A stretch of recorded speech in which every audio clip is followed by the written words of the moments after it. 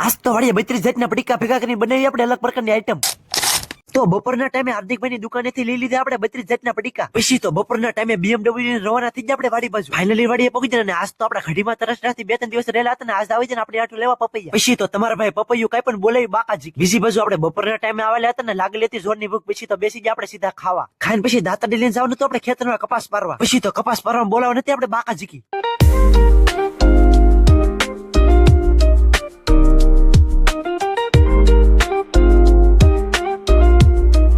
ઘણી વાર કપાસ પારવા લાગી જાય તરસ ને ભોગી જાય આપણે સીધા કુયા પાણી પીવા. પાણી પીને પાછો ચાલુ કર્યું આપણે બાકાજી બોલાવાનું.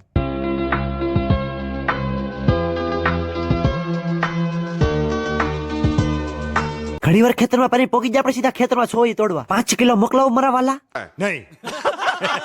બીજી બાજુ લાગી ગઈ ભૂખ ને આપણે ઉપડા સીધા ઘરે પોગીને 32 જાતની આઈટમ ભેગી કરીને બનાવવાની આપણે અલગ પ્રકારની આઈટમ. પેલા તો કાચરોકમાં કાપી આપણે ડુંગળી. ફાઇનલી ડુંગળી કપાઈ ગઈ. પછી તો તમારા ભાઈ 32 જાતની વાનગી નાખવાનું કર્યું ચાલુ. અમુક ના તો મને નામે નથી આવડતા કારણ કે હું બહુ ભણેલો નથી.